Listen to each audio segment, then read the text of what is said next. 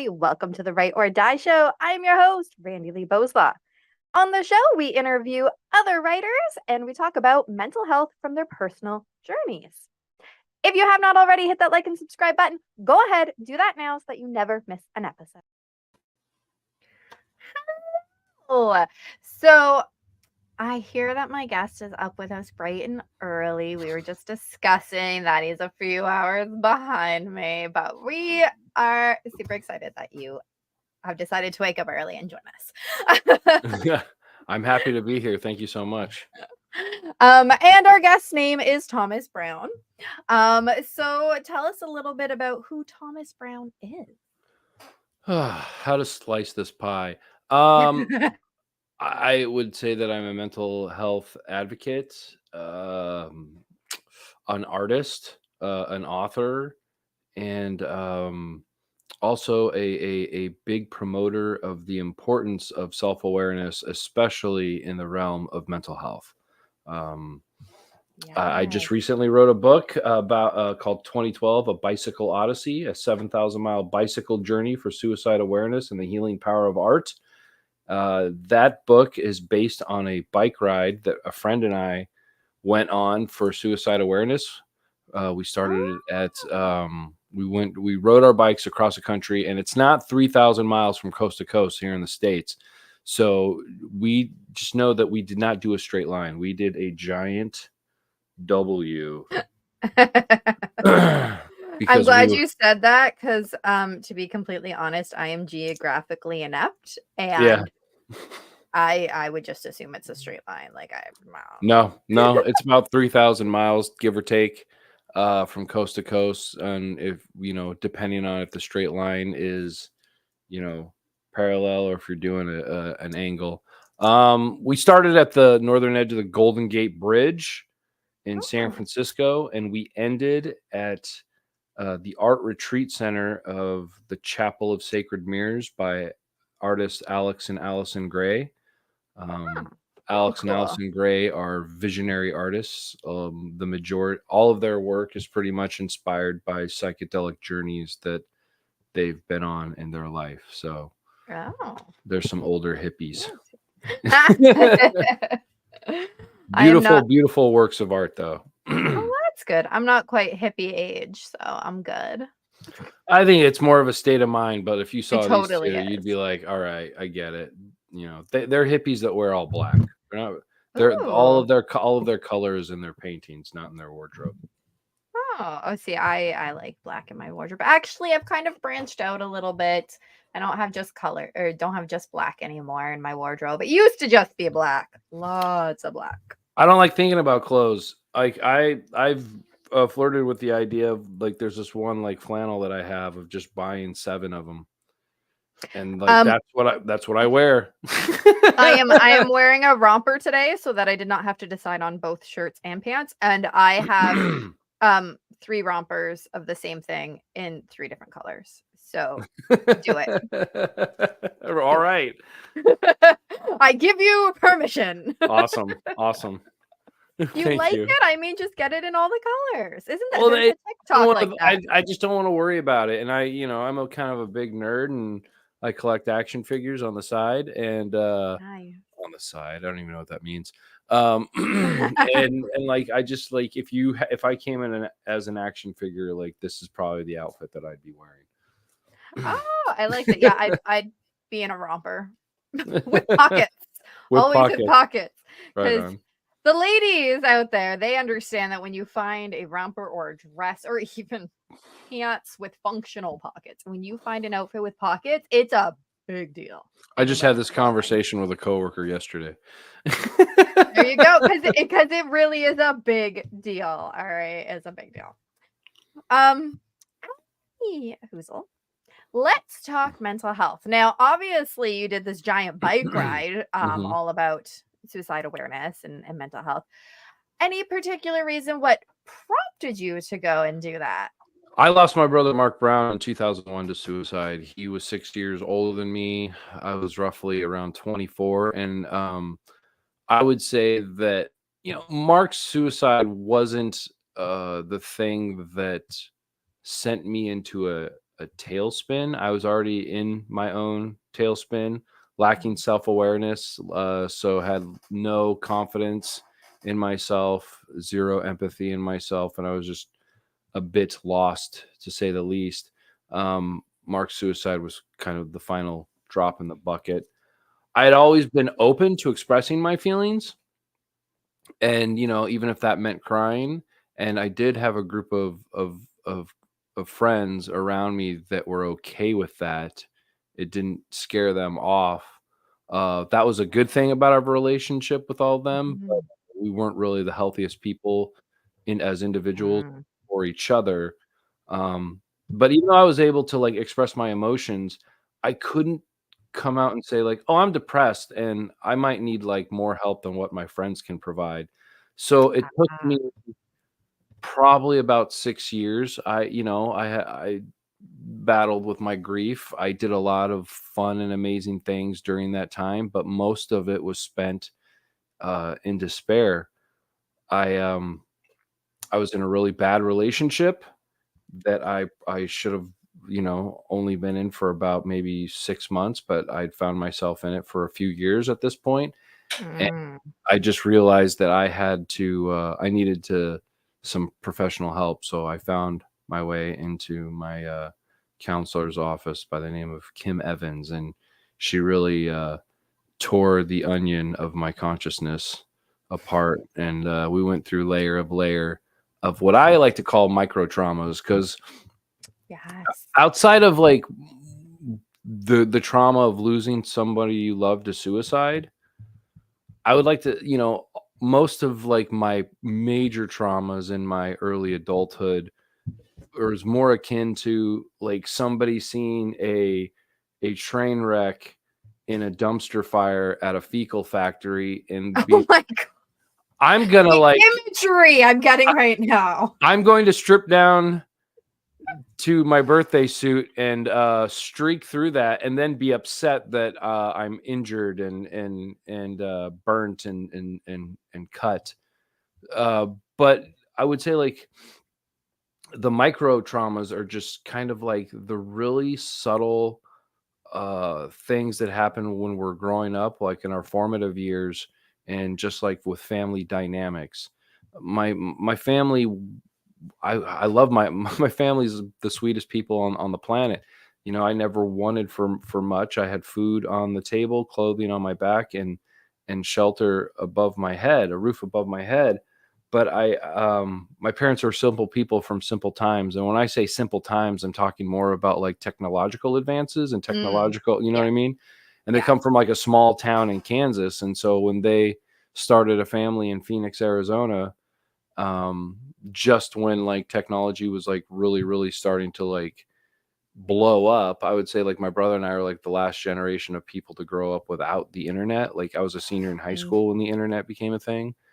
um Okay. So you're a little bit older than me. Not yeah, that yeah, I didn't have a computer to use the internet at home until I was an adult. We just yeah. didn't have it. But most of my friends did. But I would say like the micro traumas are just like based on like the family dynamics of just things that my parents weren't aware of. And Yeah. my brother had a big ego. He was very charming, and he was very manipulative, and he kind of took Mm. control as the de facto leading voice of the family. And Yeah. I didn't jive with that. Yeah. So Yeah, my older brother was took up a lot of my mom's time. mhm. A lot of her time, which then led me to think, "Huh, you don't care about me." Yeah, Right? yeah. So, a There was little a bit there. different, but those micro traumas are definitely Yeah. Mhm. So like a few years after being in therapy, so my brother died in 2001. I was in therapy by like 2008. Took a while. I met a buddy of mine, Zach, in 2010.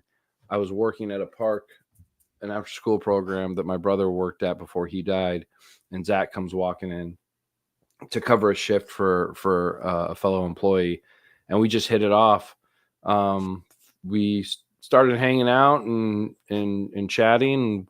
when we met up for the first time to drink some coffee, he had a book with him. It was My Ishmael, the third book in the Daniel Quinn Ishmael series. I had just started that series, so like we had that. We're Oh, like, oh, cool, man. We had just talking, and I told him like why I was in therapy and about my brother. yep. And a few hours later, he revealed to me that he lost his brother to suicide. And then like the next day, I just, I like to um flirt with the idea of astrology. I don't take it too seriously, but I always like to see where people are, some of their design. And I asked Mhm. him I asked Zach what his birthday was, and he had the same birthday as my brother. So there was just, So weird. yeah, just some synchronicities that took place that um I felt like there was something meant more for our relationship rather than just like, Mhm. playing basketball, drinking beer and chasing Or women reading books. and reading books. Mhm. So um yeah, it was really interesting. And then like, 6 months after that, we had the conversation about doing the bike ride. I had told him about a walk that I did across the country with a group of progressive Christians. I am not Oh, Christian, um, but I like their ideals and what they were walking for.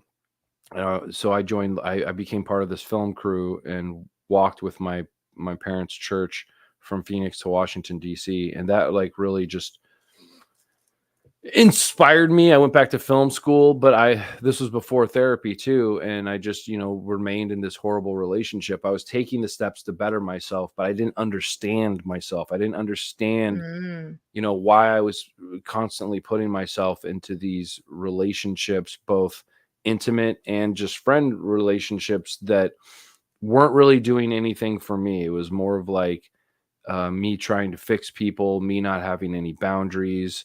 And so, even Mhm. though I was taking these steps to better myself and to, you know, branch out and do some of the things that I was passionate about, I still needed to find that understanding of who I was. And so, I finally went to therapy. And I think like the bike ride, not only was it from meeting Zach, but it was also through the work that I did with Kim, and understanding a little bit more about who I was, Mhm. and why I do the things that I do, why I feel the things that I do. I really feel like self-awareness is like one of the most, it is the only game in town. Like Yeah. whatever your political affiliation is, whatever your religious affiliation is, if you don't understand who you are, like you don't know where you're going. I feel like, Yeah. like self-awareness is like in the game of life. When you're born, you're given this treasure map, right? And there's a giant X where the treasure is. Self-awareness is knowing where you're starting on that map. And Oh, if you I don't know, like that. and if you don't know where you're starting, you don't know where you're going to go. Mhm. And like if you, I think like a lot of the issues, I won't say it's the main cause, because that's just way too like egocentric of a claim to make. But I think like one of the major causes of our mental health crisis, I will speak here in the US, is that if you don't know who you are, you have an entire world telling you who you are and what you should be Yes. and what you should do. And when you go against your nature, like that's a cause for like mental catastrophe. So And I'm gonna say, because I'm in Canada, that it's maybe an entire Western yeah, culture thing. Obviously, I can't speak for the other side of the world, but it's definitely up here in Canada too. So it's a Western, yeah, North American thing that you're always trying to fit in. And if you don't know who you are, you're going to fit in by what others are telling you to fit in hmm, instead of saying, this is who I am. Now, where do I fit in after I know who I am? yeah. I think it's important to understand where you begin and end, and where all of the institutional influences start.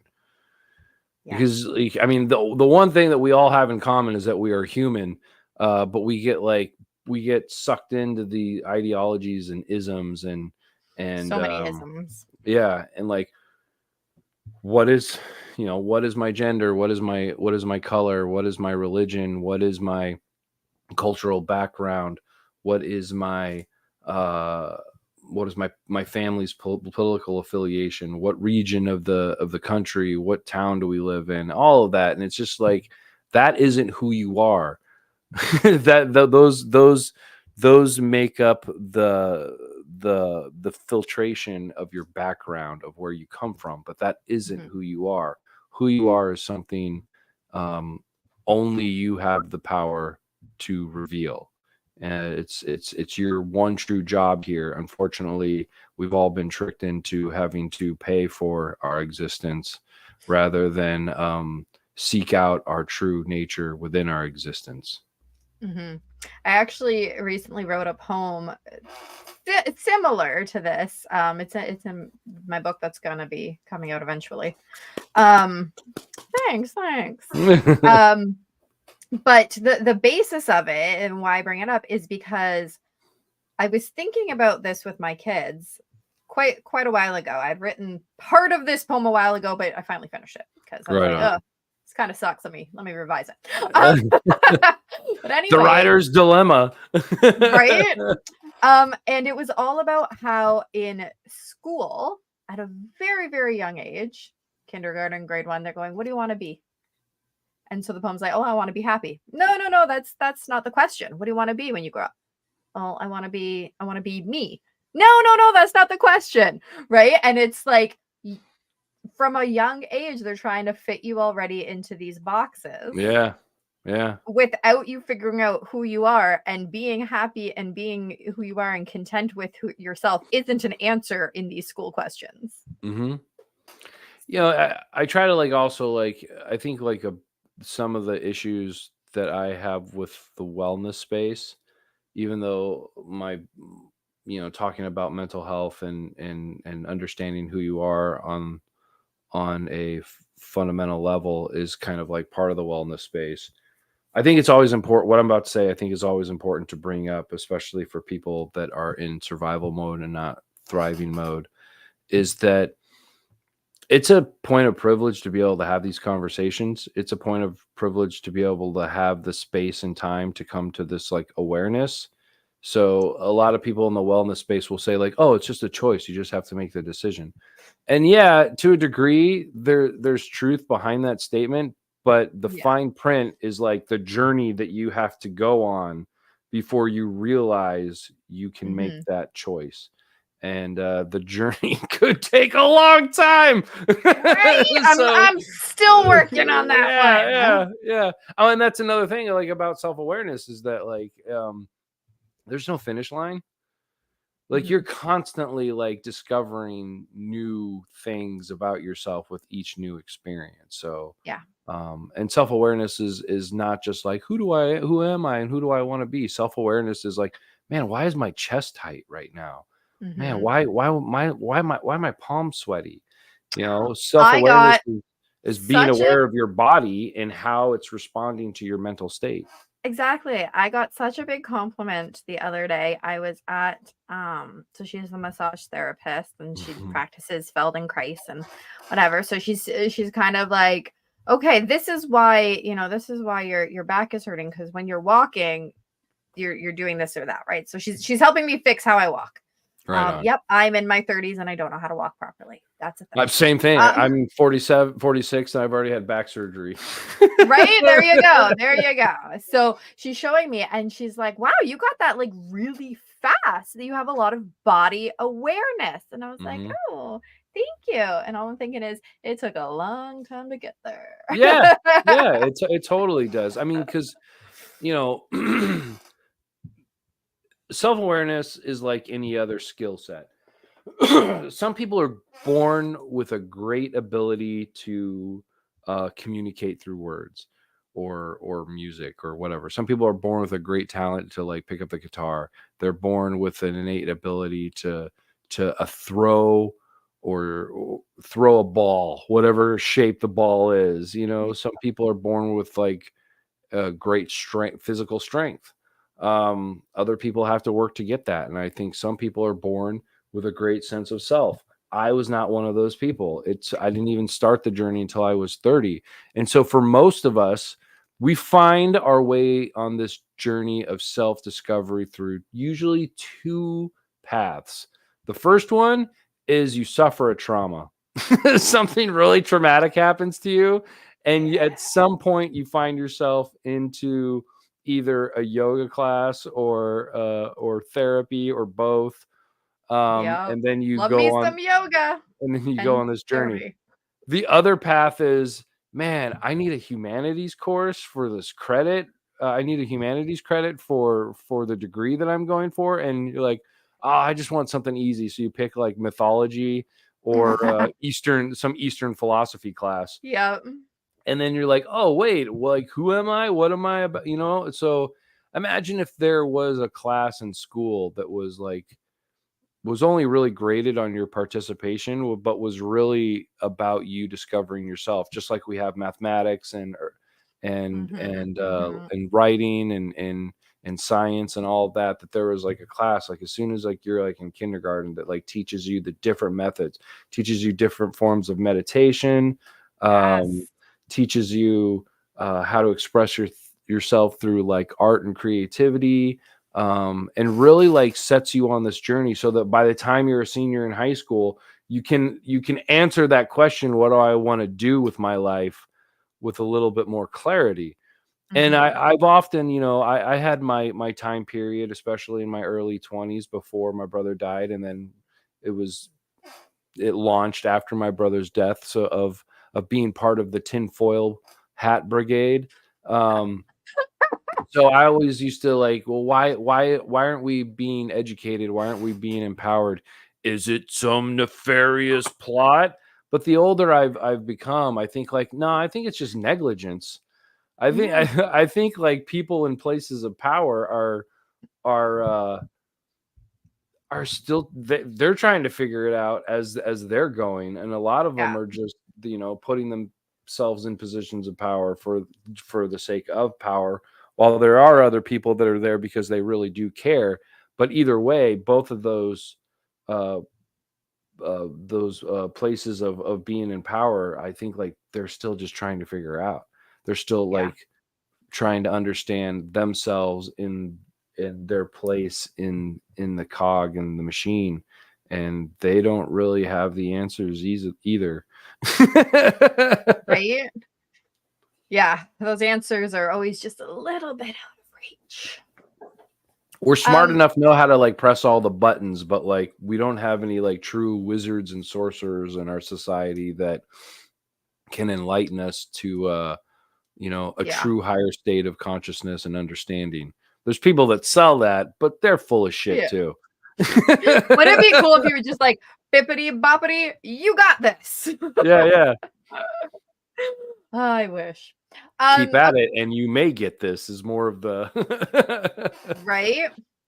So leading up to your brother's death, was there anything, and I ask this because I think it's important for people to that are maybe wondering it themselves to have this answer. Um, were there any like Tells. indications, like, yeah, I don't want to say signs, I hate that, but like any kind of like, huh, he's a little off right now. Well, yeah, there were totally. My brother was a womanizer, being a charming a person who he loved to sing, and he was part of like choirs and Oh, cool. barbershop quartets and all that. He was a very charming person. He had his heart broken right after high school. Oh. And he decided, I'm never going to let a woman do that to me again. I'm never going to let another person, you Oh know. no. And so he just became a womanizer. Um, he had two primary girlfriends for a few years. One was my boss, one had been my friend in high school. So that was Oh fun my. for me. And that was like also like Yeah. some of the division. I like to participate in the smoking of cannabis, and he cheated on people and was a womanizer. And I was like, hey man, and he didn't like that I smoked weed. And I was like, hey man, like I don't really dig that you are cheating on my boss, and she knows it, but she's too in love with you, and so she takes it out on Oh. me. That's not cool. I don't really dig it. So, Right? um, can you like just keep me out of it? And he's like, no, you have to be on my side. So, um, that put a divide between our relationship for the longest time. And Yeah. so after 10 years, both the women got smart. Mm. and they left him at the same time. And I was so happy for both of them, but it wrecked my brother. My brother, Mhm. you know, assumed the toxic identity of what masculinity is, and he wore it with pride. And as soon as it was removed from him, he freaked out. The identity that he had been living Oh. by for 10 years, which was not his true nature, um, was torn out from underneath him, and he didn't know how to handle it. And he got really depressed, and he got really sad, and he lost a lot of weight. This is in the early 2000s. So instead of just saying, I'm sad, he decided, being a masterful storyteller, because you have to be when you Yeah. cheat, when you have not just We- two girlfriends, but you have other conquests on the side. Oh, Uh, geez. Yeah. you have to be a masterful storyteller. So he told everybody he had cancer, and Oh. which is messed up in its own way because it's also manipulating everybody else's feelings. Mhm. There was no evidence that he had cancer. Nobody went to a doctor with him. There was no receipts, and even in the autopsy, there was nothing to show for it. But so like, I was like, I don't want to get into this whole, like, do you have cancer, do you not, like, you're Yeah. obviously going through something. And Mhm. so him and I started to come together a little bit more. So I was like, I'm going to take this and run with it and see if, like, we can just like build on our relationship, and maybe one of these days we'll get to this cancer nonsense that not many of us really believe, but we kind of went Yeah. along with it. um and we had 3 months of rebuilding our relationship, and then on August 20th, 2001, it all ended. So Oh, never wow. So you never were had. Yeah, I was about 24. He said that he had cancer in April. We started to mend our relationship in late May, so we had like June, July, and some of August before he was gone. that's I don't know, and there is no right answer. This is completely rhetorical and just random thoughts. But I don't know what's worse, having been repairing a relationship to then lose him, or to have the relationship already kind of done with and then losing him. I think they both suck. They totally do. So the reason I say it, my brother died 3 years ago now. Was it three I'm years sorry ago? to hear that. Um, thank you. And our relationship had already been destroyed years before because Yeah, he was addicted to drugs, and I was like, until you're gonna be sober, I'm not gonna be in your life. in your relation, yeah. Right? And so there's that part of me that's like, "Oh, I wish that we would have had it," but then if I still would have lost him and we had the relationship, it's like, "Oh, then it's more impactful on my day-to-day life, I guess." Yeah. If it was somebody that I talked to more regularly. Yeah, I mean, I think it's a any ending of a relationship is in its own self like a trauma. It could be a micro trauma or a macro trauma. And I think especially with like a sibling, even if families are weird, like we love each other and we hate each other all at the same time. And the only reason why we can be like mad at each other is because like we know each other's blind spots better than we do. You know Yeah. what I mean? Like we see all of our own character flaws. We've grown uh in intimate. It's like a family is about as intimate as you can get before you set off and find your own relationships with partners. Mhm. Because there's things that you see even as like a child, like there's just like more of like a closeness with each other, and because you have to. And Yeah. it's just hard either way, you know? I wasn't really suicide's one of those like confusing things because like you can be mad at the person that you're also missing. I don't really ever feel like I was mad at my Yes. brother. Um, Okay, I was pissed right off. So before I tell this story, um, we have a comment that not Starsky. I love the candor. Thanks for sharing. That's why this show is all about being completely candid and sharing our intimate experiences with mental health. But I was right pissed off at my brother, and I've definitely shared this on the show before, but at his actual burial, so we had the funeral, and then we had to wait about a month before we buried him because my mom wanted the COVID restrictions to be a little bit Yeah. lighter because he died then. And so when we finally buried him, and I'm like, my mom wanted everybody to go and talk to him. So then I was one of the last ones. I go over, I'm talking, I'm like crouching down low, and I'm talking at him, and I start yelling at him. Right And on. then my godmother is walking by, and she goes, "Are you yelling at the boy?" And I go, "Yeah, I am." And I stand up and I go, "And I know we are all pissed off right now. You cannot Yeah. tell me that you are not pissed off right now." I'm like, and I'm crying and I'm yelling at everyone. And I'm like, "We can be sad, but we can be pissed too because we are not supposed to be burying him right now. If like in another 40 years, I'm supposed to be burying my mom and then yelling at my brother that I'm going to be the one arranging everything." Yeah, well, I was just, and I think it's important to honor your feelings where they're at. Yeah. That's the only way that you can really get past them is when you like honor how you feel about them. I And felt to so be much better after yelling at yeah, everyone. yeah, and I totally feel you. Like the only times that I've really been like you bastard is like with my parents aging. Like I lost my mom to cancer over a year ago, and I my father, I love the guy. He's a very sweet man.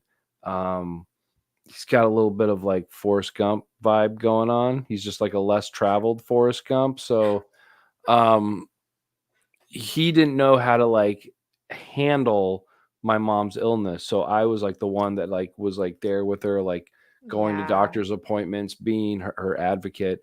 And now that like it's just him, like I I have to like I'm in charge of his entire life. Like he lives on his own, but I had to learn how to like be in charge. I never wanted children. I don't have children, and I have a 78-year-old toddler that I take care of. He's the sweetest guy in the world. He's a trip. He speaks his own language. You're like, it sounds like English, but like I have no idea what you're talking about right now. I call him a quantum conversationalist because he will change subject in the middle of a sentence. And I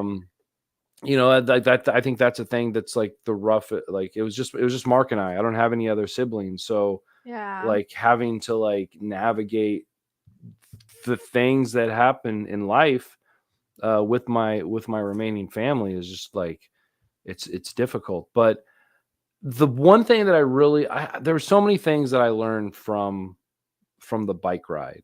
I think there's two major boons that I discovered. One was like more of the importance of being inspired rather than being influenced, Okay. and maybe I'll get into that. But like the other thing that I discovered was, and we can get that has more to do with like art, creativity, and the importance of that connection to mental health. But the Oh, point okay. that I wanted to make is the other thing that I learned is experience.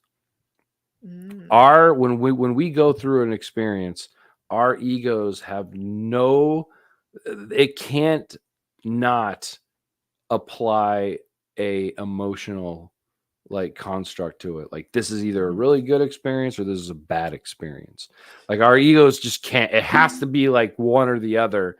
And Mhm. and it's important for that because you have to honor those feelings the way that you did at your brother's funeral.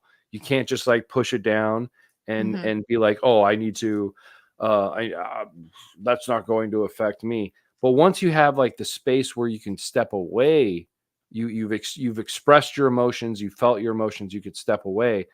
All an experience is just an experience. It doesn't Mhm. care about your emotions. What you choose to do with that experience is now up to you. Are you going to become a victim, or are you going to become a student and learn from your experience? Because I lost my brother to suicide, and in a 10-year span, I finally decided I was going to like do something and learn from other people from their experience by doing this bike ride across the country. Now, We have an amazing comment here. Less traveled Forrest Gump and quantum conversationalist are great descriptors. They totally are. Thomas Brown, you are highly quotable, and I could listen to this conversation all day, but they got to go to work. So, but you can come back and listen to the end after work. It just won't be as exciting because you won't be with us live. Thank you. Not what is that? Starsky? Not Starsky. That's hilarious. So, as we were going across the country, I was in contact with um I forgot what her title was, which is gonna sound even funnier when when I'm done with this story. She was the hospitality manager of the Chapel of Sacred Mirrors. So her name was Sharon Stoluto. She's an artist. She also was like one of the event coordinators. So I would email her every month and be like, hey, this is where we're at. We're on our way. I was like kind of like in charge of talking to all of our contacts were at the places that we spoke at when we Okay. spoke with community members. And so by the time we get to Manhattan, we're like a few days away from ending our bike ride. And I send her and I give her a call. And usually those phone calls last for about 5-10 minutes. Sharon and I were on the phone for about an hour. And Oh, wow. it just felt like she had a very pretty voice. It was a very calming voice. It felt like we had known each other for a long time. So as soon as we got off the phone with each other, I Google stalked her, and I was happy to find that she was just as pretty as her voice sounded.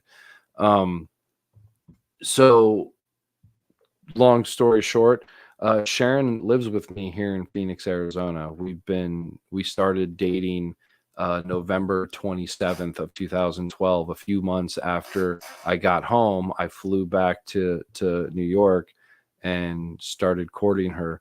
Um, and Well, and that's cute. so like, but here's the thing, like I found the love of my life at the end of this bike ride. I don't meet Sharon 3,000 miles away from where I live if I don't go on this bike ride. And I Yeah. don't go on this bike ride if my brother's still alive. Mm-hmm. So those are just and like so I had and I had Sharon just was one of the examples that I had on this journey of like the power of experience and being able to like, okay, what am I supposed to learn from this? Mm-hmm. Once I've felt all my feelings about it, and and I've felt the novelty of those emotions with that experience, and I'm able to like get them out. I now need to process everything. I need to Yes. understand. I need to like what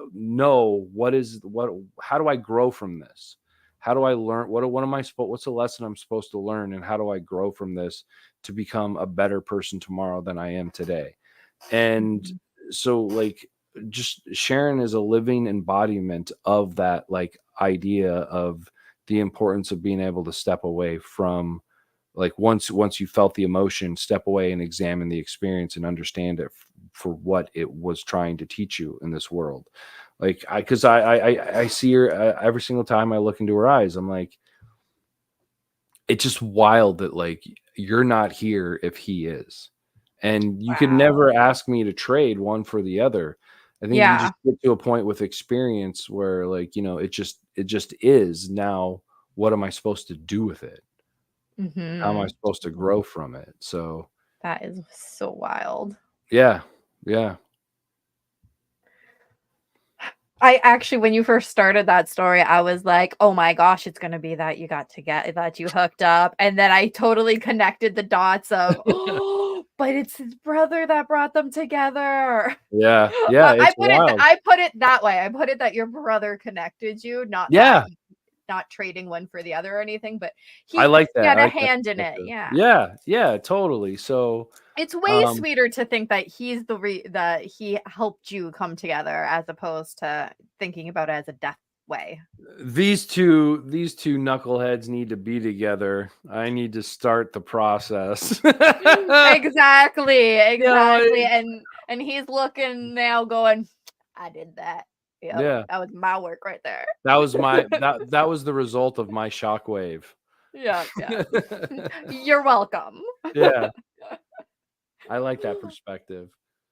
So I Yeah, just think it's yeah, keep important for it. people as they're like, traveling, as they're experiencing life and traveling on this journey to to ask themselves what the lesson is of the Yeah. experience, no matter how horrible. And I do, again, I understand that like it is a state of privilege that to be able to have the space and time to be able to examine something like that. Mhm.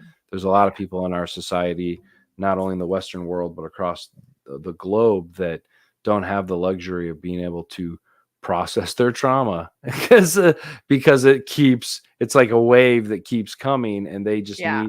they can't get away from it. So, and it's to no fault of their own. So I want the audience to understand that that this is, I am speaking of a place from privilege. But if you are also uh, in that space where you know you have an infrastructure of community on some level, no matter how big or small it is, that use that to the best of your ability to understand who you are. Yes. Oh, that's amazing. Um, we are slowly coming to the end. So sad. I feel like you have lots more that could be shared, but we are coming to the end. So I always like to pose a question at the very end, Hmm. like before we talk about your books, not the very, very end, I guess. But what would be your piece of wisdom? And I mean, you've given lots, but what would be your piece of wisdom to somebody who maybe just lost somebody to suicide? Do not play the woulda, coulda, shoulda game. It does not serve you at all. I know that you need to find answers, but you're looking for rational answers to an illogical act. So stop that. I like that. I love that because even when my brother, and it wasn't by suicide, it was his drug addiction, but in my mind, I connected it as you made the choice to do drugs. Therefore, you made the choice to kill yourself. Therefore, you died by suicide. Yeah. This was my thought process, right? Um, and it was coulda, shoulda, woulda for a little while there, going, well, what if I would have said this? What if I wouldn't have cut him out? What if I Yeah. whoo, a All lot of that does therapy to get through that. all that does is you just circle the drain. Another thing, like if you can find, I'm pretty sure that there's just as many support groups in Canada for suicide loss survivors as Yeah. there is here in the States. Get into therapy, either one-on-one or also just find like a support group where you can go and you can sit with others. And to me, like, storytelling is important. I know it's hard to hear those stories, but Yes. the most important aspect of storytelling is that the we find connection in it, and to know that there's other people that are suffering the same trauma as you is beneficial and helpful, and it can show you that you're not alone. So I don't know what the number is for the audience in Canada, but here in the States, whether you're in crisis or you're looking for help from the loss of a loved one, you just either text or call 988, and that's like the suicide prevention and awareness hotline here in the Mm. States. I don't know what it might be in Canada. I don't know. I should probably like have that written down somewhere accessible to Put me. it in the show notes. Put it in the show notes. You have time. But like if you 211'd it, then they would be able to connect you. So Okay. That's I probably, I do, mean, that's probably yeah. yeah.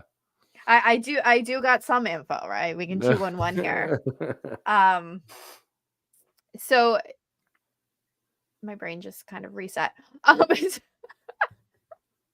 We were totally off topic, but we were talking about that at work the other day. How sometimes you just like, well, say Glitch. like, yeah, you just glitch out, and my one coworker, she goes, "Oh, it just your brain's just buffering." And I'm like, "Oh, Yeah. I like that. Yes, I'm Doo-doo. buffering right now." And then the young my youngest coworker, she's like just 20 or 21, and she kind of is like, "Huh?" Because they didn't really have to experience buffering the same way we did with the Yeah. internet. Doo-doo, doo-doo, doo-doo, Yeah, doo-doo. exactly. Not Starsky says maybe we need a part two, and you might be right. I'm down. You might I'm be. down. I think that there's like one of my favorite quotes with is by comedian Mark Maron. When I don't understand it, I'll go mystical. And I think that there's a lot of things in my book that people that I haven't even been able to like really get into is that if you've Mhm. lost somebody to suicide, you could resonate with this book. If you have a passion for beatnik, kind of like on the road living, you might resonate with some aspects of this book. If you love pop culture, you might find some you might have some you might resonate with some of this book. And if you like mythology or woo woo adjacent or somewhat like pseudo mystical, you could resonate with this book because like this book has all four of those elements in there. Yeah, So lots of woo woo in um, there. I'm a big fan of Joseph Campbell, and I pretty much just use the format. I intentionally, even with like the names of the chapters, use the format for each steps of the monomyth of the hero's journey that Joseph Campbell created 30 or 40 years ago. Very cool. And this is the perfect segue to tell me more about your book. 2012, A Bicycle Odyssey. You can go to risephoenix.org. There's a link there to get it on Amazon. Yeah, it's I love words. I was as an artist, I was much more into visual arts, photography, videography, filmmaking. Hmm. But I've come to find an appreciation. Writing a book was me facing one of my dragons. I was always made fun of in my youth Aw. for horrible spelling, and uh, and that's what editors are for. And Mhm.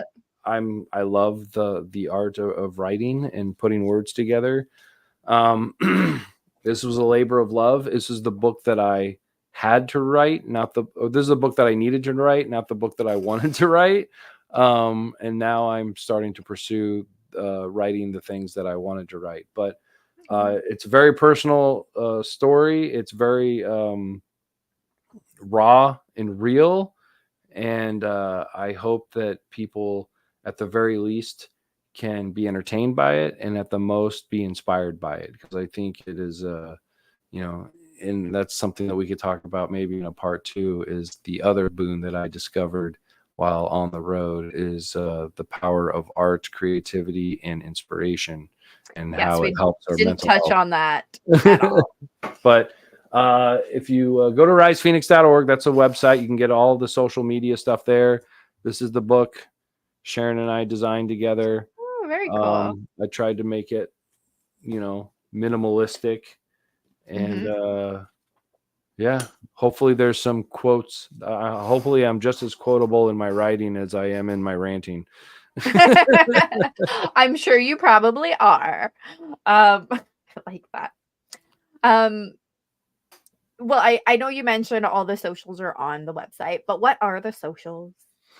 I'm on Instagram a lot, and Facebook. Let me. I will find this. So yeah, my Instagram is underscore rise underscore philosophy. Mm. Facebook is rise philosophy.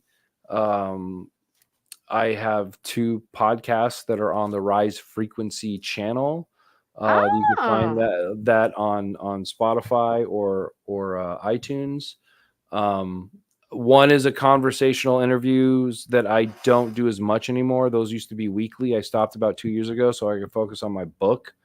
Ah. But I have 300 episodes, and they're all just as relevant today as they were when I recorded the first one in 2016.